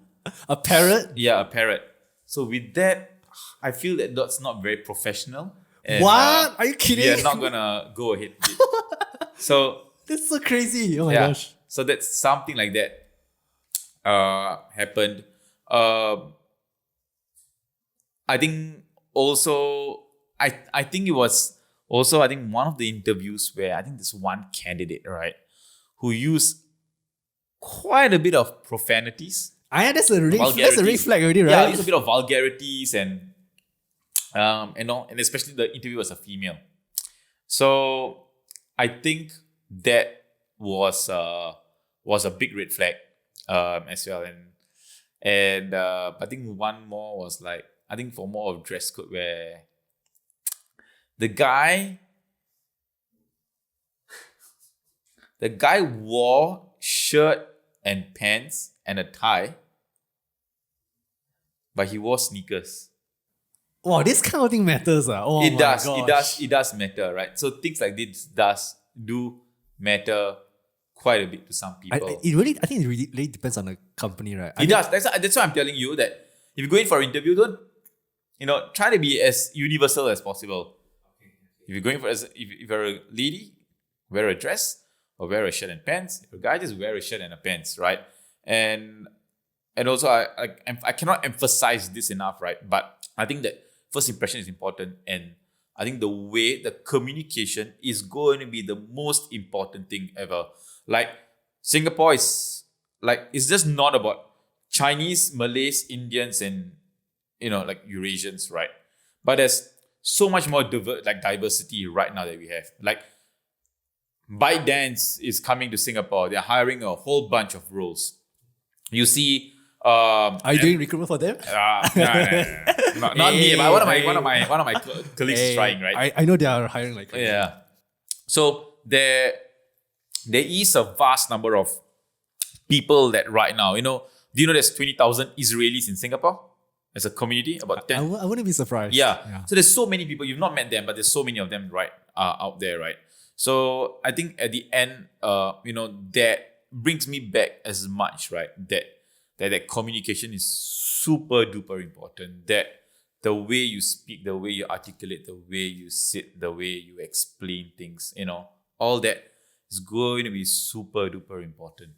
Like I say again, we could be Singaporean at heart, but I think when we come to a professional setting, we need to just all that when you go for an interview, and just speak simple English, simple tone, and get through that. Speak about your achievements, speak about your future ambitions, right? That's very important, especially if you look at lower level, and speak objectively. You must understand one thing, like especially at the more mid-level, like I'd say in my industry, people know each other. So if you are bullshitting and somebody asks someone else, because you can do reference checks. I mean, you would have reference checks, right? Where you do external, but you don't know that people will also do internal reference checks. So they will ask, like, if they said, oh, I closed a deal with, DBS Bank, compliance. These guys he might know someone in DBS. Like, hey, I ask you, who was the one who was the sales guy, which company did he close the deal with? If you say somebody else's name and not yours, then you're in for it. So sometimes you need to be, don't bullshit too much, right? To a point where they can catch a bluff. So yeah, I think. Okay, got it. Oh, okay. I think there's a lot of tangible steps that people can take from this podcast, right? Okay, moving on to the last section of the podcast, right? Right now, my company, I recently paid for like this self-coaching program, career program. It's called Inner You. So they had a lot of interesting questions, and I literally just copied a few of them because I think that it has mainly to do with like career purpose and like where your life purpose is. So just short few fire questions, right? If you go to if you were to go into a bookstore, right, and you were to master any 3 subjects, right, what 3 subjects would you want to master and why? Okay. So it can be any 3 subjects, right? So I think the first one is negotiation, the art of negotiation. I think. Is it a book? I think there's a book as well. I think so, right? So, if you think about it, every single day we are negotiating something. Every single day, as part of our lives, right? We are negotiating something. So, how we do it in a way that gives us that edge is going to be very important, and helps me in my work life as well, right? I think number 2, what really would interest me is also something to do with marketing as well. I think right now the world is moving so much into like the whole digital marketing space, right? And my sister's doing that as well, and I see like the kind of stuff she's doing, which is like, okay, mind-boggling on like the click rate, on which day do you need to post, at what time do you need to post. All this like science behind it is quite amazing as well. So that's something I would really like to learn and pick up. I think the third one is I think a book on self-motivation, right? Self-motivation. Because at the end of the day, you think about it, right? In a sales environment, you get burnt out really quickly, right? Like what, within 5-6 months? Yeah, you can 5-6 months, or if you know long sales cycle, like I say, which is 1 year or 2 or 1.5 years. Think about it, you're not closing any deal in 1 year. Where's your motivation going to come from after a while? After a while, you might feel like, okay, I need to wake up again. Or even for me, like I wait for 8 months and the deal don't close. I'm like, oh my God, it's going to be another 8 months before I close that same deal again, right? So how do you wake up and like, okay, you know what? Just like, simple things that would help me, like motivate me to like, continue. So I think some key practices that I would want to pick up. Any book recommendations that you have, like on this kind of three Oh my God, topics? I mean, the last book is, I can't remember that. Oh my God, my friend got it to me as a birthday gift. Oh my God, can't remember right now. But it's like that book on that with the profanity on the top of the book. What the subtle art? Yeah, correct. That one. Mark that Manson. Book. Yeah, that book. And I think I really recommend. I think for beginners as well. The Art of War, Sun Tzu's Art of War. I think that book to me, I don't know. It's The Art of War. Sun Tzu's Art of War, right? Art of War, yeah, Art of War. Yeah, that book as well. It's quite good because it talks a lot about strategy and stuff, negotiation, and how he looks at things. So that gives you a lot more perspective too in different things. I would recommend those. Got it. That's very interesting. Yeah. What is your life purpose? Oh my God. There's two things to it, right? So I think number one, I think my life purpose is to be my family to be happy. I think that's very important. So work hard enough to give them a comfortable life. And I think second of all, which I have not done that yet, but I want to advocate a bit more on education, right? Especially here, I don't look at other countries, but in Singapore as well. Like we try to have like 100% literacy, but a lot of times people just kind of after a while start, they might not be most well-to-do and they cannot afford to study harder. So I'd want to try to do something if I had the means, right, to advocate for education in some way or other. So I spoke to a couple of guys who's like kind of doing ed tech and stuff like that. So like how can they give tuition, right, in a more cost-effective manner to lower income kids? So stuff like that. So that's something that. So mainly like younger children, is it? Or like younger the whole kids, spectrum? More within, I think, the secondary and tertiary level kids. I think that's where it would be more important. Like from Sec 1, like to like those people that's in IT. I think those would be like more of the main focus. Is there a personal reason why you want to do this? Is it like something that's close to your heart into perhaps you would say dissatisfaction with the process that you went through, or how did this intrinsic motivation come about? I don't think there's a dissatisfaction there. But I feel that like some of people that I've known, after they've got good talent, right? But I think after a while, due maybe to their family situation and such, right? They come out and they start working already. And then once they start working and they start trying to do like maybe like going to a poly or so, it becomes a lot more difficult for them to juggle their family and all that. But maybe at that point, their family not well to do enough to get them extra help that is needed to get them through. So if something like that is able to provide, like when my dad got me tuition, we paid like what, $25, $30, $50 an hour, right? Not everyone can afford that kind of fees, right? And teachers themselves cannot always be coaching that student. So if there's a way to help these people and just at least increase that number of people going into a higher tertiary level, that is satisfaction to me. Yeah. Okay, that's interesting. That's interesting. What do you do during your free time? Oh my God, I just watch shows. Okay, just watch shows. Yeah. What are the biggest regrets do you have in life? Oh my God, recently people asked me this, right? So you have a rehearsed answer already. Yeah, no, so I mean, when I was young, I was very fascinated with science. And I always wanted to study science, right?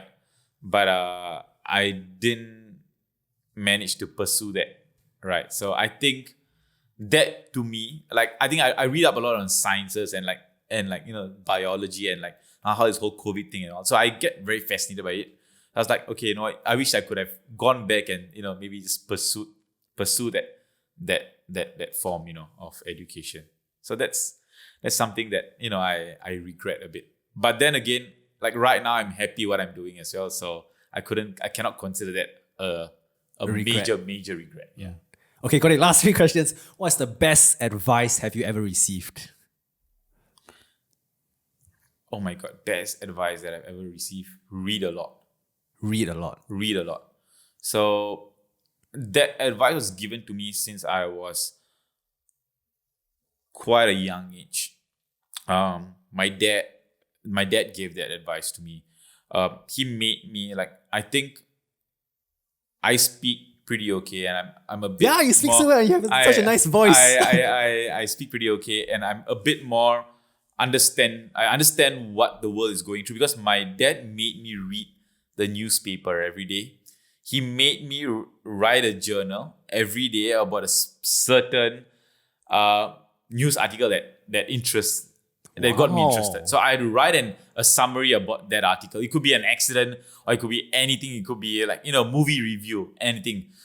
So he made me do that, and he bought me lots of got me into reading a lot more. So I think that's why people do ask me, hey Puvin, you're an Indian, but why you don't have a bit of that slight Indian accent? Why do you sound a bit different? This right? is also racist. Yeah, that sounds racist, right? But usually because when you speak to a Chinese, you can immediately that's a Chinese accent. Or you speak to an Indian, we have that because we speak our language at home, right? So there's always we have a twang to it.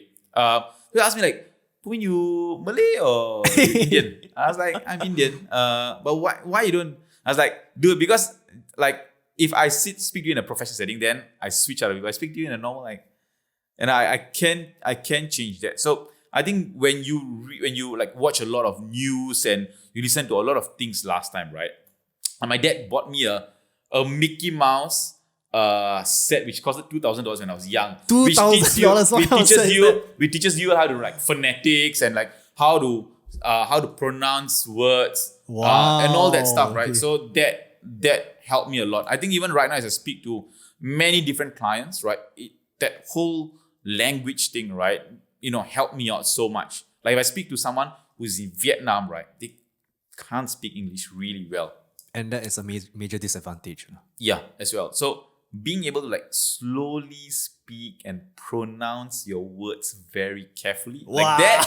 that really, and it helped me close a couple of deals as well, right? It's difficult, but it helped out. So having that I think again that whole language foundation, I would say is very important. So my dad's helped me out on that, and I think that has been one of the most important things for me. So even now, every morning I read the news every day. It's the back of my mind. Wake up, first thing I read is news. Okay, what's happening today? What's the news source? What's the news source? Right? It's a conversation starter for me in any meeting. Hey, today, yes, and it's important. Yeah, it's very important, right? So that has helped me out. So I think that's the best advice for me.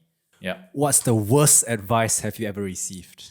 Oh my God, the worst advice I've ever received is people tell me, don't care about anyone else, just do what you like the most. Wow, okay. So I think that initially sounded interesting. Why would I want to care about anyone else? I just do what I like the most. But that is somehow or other you being selfish as well. I think whatever you do, or it could be a good way or a more negative way, that it can impact someone in a negative perspective as well. It could impact your family as well, right? So at the end of the day, I would say do what you like, right? But you need to have that prudence to be sure that it's not negatively impacting anyone else. So yeah, that to me is my form of advice. So it could be different, but Yeah, that's unconventional. 1 year from now, what are the tangible events that will need to happen to your life and career that will make it the best year for your life so far?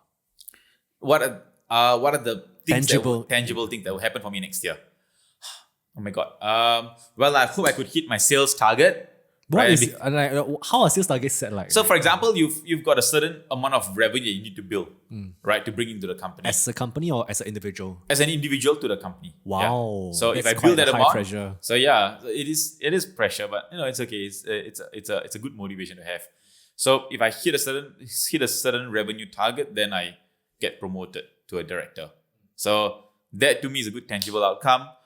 My boss said that potentially would want me to go into in Europe or US to help open up an office and start something there. So that would be a tangible outcome to me as well. So yeah, I think from a career perspective, I think these are a couple of things that I wish I could achieve. Right? Yeah. Okay, got it. Thanks so much for sharing no your problem. experience in the fintech and recruitment industry. I've never had this kind of conversation before, so I think it's quite refreshing, as well as to provide, let's say, tangible steps onto what people should take and avoid in their CV. So, like the thing about not job hopping, that was something that I didn't previously know. So, yeah. Okay, thanks so much. If there's anyone that wants to reach out to you, where are you most active on, and where can people find you? So they can reach me on LinkedIn. So my name is Puvirasan, Puvirasan.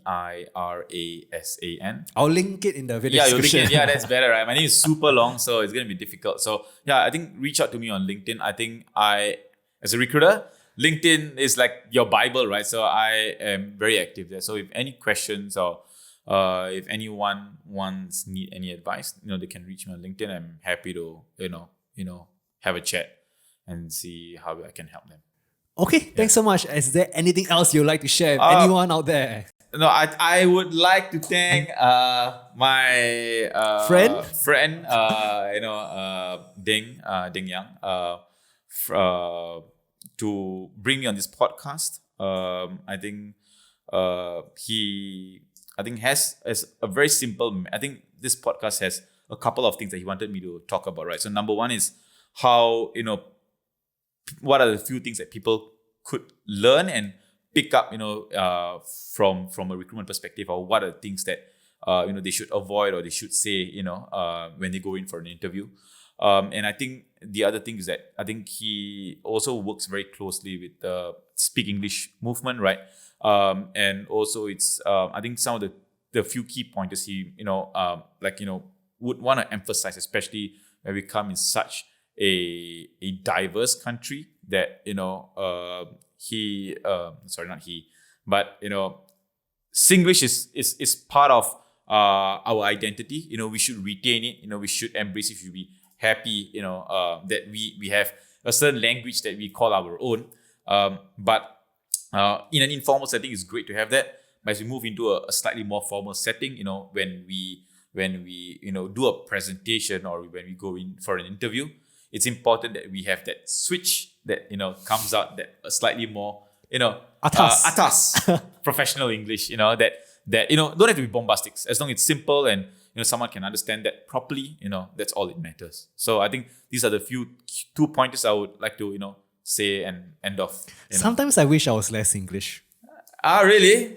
Because I feel like I'm not able to communicate clearly, particularly with Westerners. Like you really have to speak nicely and slowly. Yeah, because they don't understand something. They'll be like, sorry, come again. Yeah, and that's what I don't like. I feel very conscious. Yeah. So no, but I think that we should embrace what we have, right? I think one last thing I would really have to emphasize is that I got this sense of feeling. Maybe I felt it when I started off as well, right? That that we have a slight tendency to be nervous and afraid when we speak to when you speak proper English. Or speak to Westerners. Yes. We suddenly start to feel like, oh my God, are they going to judge me for my voice? Do you have those friends that have pretentious accents? I do. And honestly, I hate that. I do have friends who are like that. But let me be very frank with you that the Westerners, honestly, they don't judge you for the accent that you have or the English that you speak. Honestly. As long as they understand what you're saying. As long as they understand what you're saying. Okay. That's all it matters. That's really all it matters. So please, please, please, please, please, do not be afraid to, to speak, to them, or don't be afraid that they'll be judging you, because they are not. Honestly, trust me, they are not. So yeah. Okay, wait, on the last topic, right? How do people improve their speaking? Okay, actually, one of the reasons why I started this podcast in the first place is to improve how I listen and how I speak as well. Yeah. So how can people improve their speaking abilities? From your general perspective. I think number one, most important thing is to read. Read, okay. Yeah, right. I think when you read, that helps you. When you listen to podcasts like yours, for example, right? When you listen to people speak, that helps you out as well. And I think when you speak to different people in all walks of life, like I have done, right? That helps me fine tune how I should speak to different kind of people. Some of them I speak very quickly. Some of them I speak slightly slower. Some of them have to be, be a bit more word by word to kind of like, for some other To handhold people. Yeah, them. to handhold them through the way, right? So I think these are the few key things I would look at. I highly recommend watching Disney movies as well, because Disney movies? that has actually helped me out a lot when I was younger. Like honestly, I don't know whether people would disagree to that or not, but it honestly have helped me out. In younger, when you sing along with some of the songs. So don't show them local drama. As you say. Well, I've never watched local drama, so I'm sorry. Right. But yeah, I think these are the few key pointers. That I would really consider. From that standpoint. And yeah, keep speaking. I know in we have the tendency at home to speak our mother tongue, which is important, right? We need to give importance to our mother tongue as well. But as we go out and speak to people, we need to make sure that we maintain a good ratio of speaking in English and speaking in our mother tongue as well. So I think that's pretty much it that I would like to. Okay, wait, one last thing. What's something that irritates you about when people speak the kind of, let's say, filler words they use? What are the kind of speaking habits that most irritates you? In a professional setting? Just in general. I think in general, not really. I would say in general, we can speak all the kind of things because it's very informal, right? So it's not something that I don't like. But I think when it comes from I think it irks me. Honestly, it irks me when I see a local try to speak English in like that. Caucasian Hello, accent. how are you? I know, that's so cringy, Yeah, right? let's be like, oh my god. Isn't it like the pretentious way? Yeah, that's way too pretentious. Like, oh god, come on. This is just like I got a friend, not say a friend, a friend's friend who went to Australia for a couple of months, and came back with like a full-on Australian accent. Like, dude, come on, stop, please.